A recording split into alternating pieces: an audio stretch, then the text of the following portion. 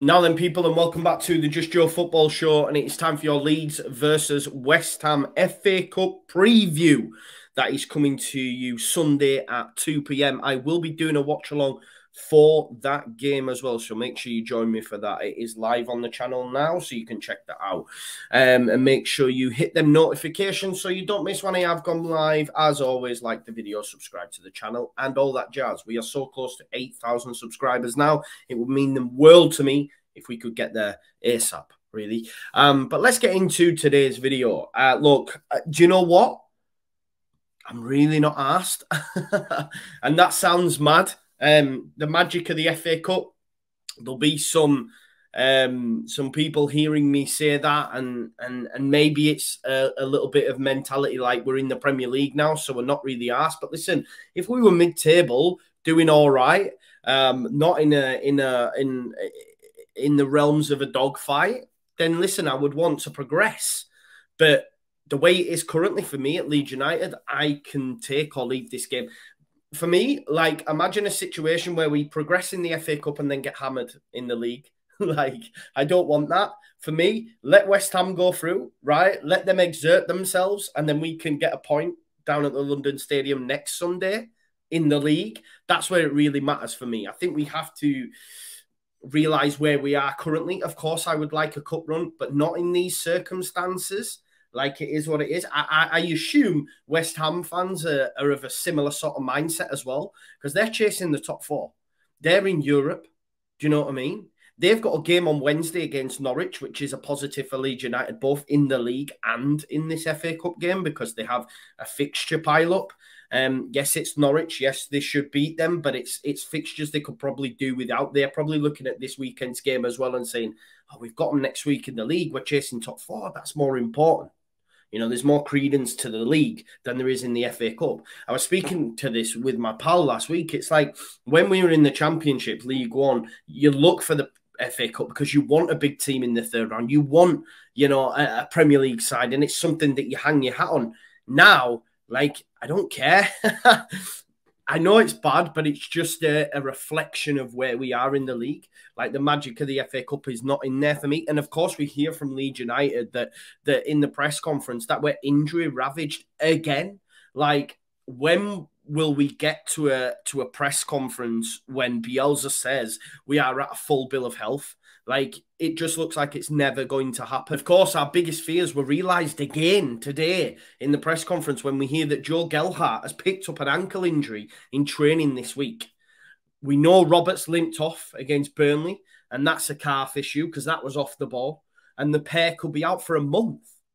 A month, you know? And Bielsa touched on it. It's like when we're getting injuries, they're all happening in the same position. And now we literally have no strikers except Patrick Bamford. Now, in an ideal scenario, Patrick Bamford doesn't get used this weekend. In an ideal scenario, maybe he starts on the bench, you know, and comes off if we're struggling against a decent West Ham side. But it now transpires that he's probably going to have to start. He's probably going to have to start at the weekend, which isn't ideal, you know.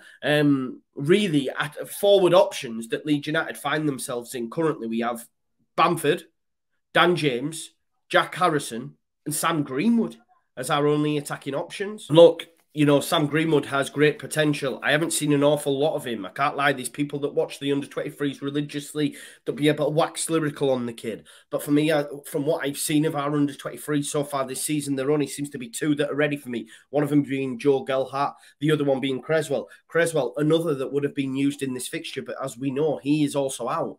You know, we are threadbare. So that's an even bigger reason as to why this FA Cup game can do one for me a little bit. Do you know? Bielsa was unwilling to admit in the press conference whether or not he'll be handing out debuts to youngsters at the London Stadium. And I'll go with my lineup and give you an idea of what I think Leeds United will line up against. You would have imagined that Joe Gelhardt would have started. You would have imagined that Creswell would have started. But you know, we don't have them options. You know, you want to shuffle the pack. It's the FA Cup, but we literally have a really small squad and half of them are injured, if not more, you know. And look, West Ham aren't in great shape either, and they will want to, you know, change the pack. As I keep saying and reiterating, that both teams could probably do without this fixture. But for Leeds United, I expect us to go with the 4-1-4-1. Meslier will start in goal. Maybe Christopher Klassen will come in, but normally Bielsa stuck with the number one in these cup games, even though we don't have a great record in the cups under Bielsa. I think we've lost our last 5 FA Cup ties. You know, I think at right back, Cody Drameh will start. Junior Firpo will keep his place at left back just because we do not have another left back. Centre backs up for contention. Will Ayling play alongside a Llorente? Will Koch and Llorente keep them places? I think Strout's still out. No Creswell to call upon. Leo Hageldi still hasn't got his debut yet. I don't expect it to come in this fixture. So I think he'll keep a bit of continuity and keep Koch and Llorente. Maybe Ayling will start on the bench. Could we see Lewis Bate in this game? I'd like to see us rest Forshaw in an ideal scenario. I remember Robbie Gotts getting his debut, for example, against Arsenal. So I expect, you know, he will blood some of the youngsters.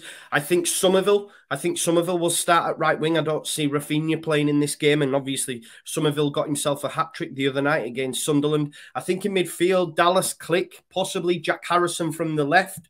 Obviously, Dan James may be used as well to get some more match sharpness ahead of the league game next week. But we know if he was to pick, his preference would be Dan James over Jack Harrison. So maybe Harrison plays in this game and Dan James is saved, obviously, for the league game. And then leading the line will be Bamford. But again, I may be way wide of the mark. Let me know your guys' thoughts on your prediction or your lineup in the comments. In terms of what West Ham, the situation they find themselves on, obviously Ben Rama is away on international duty with Algeria. I think Zuma, Ogbonna, Creswell all out.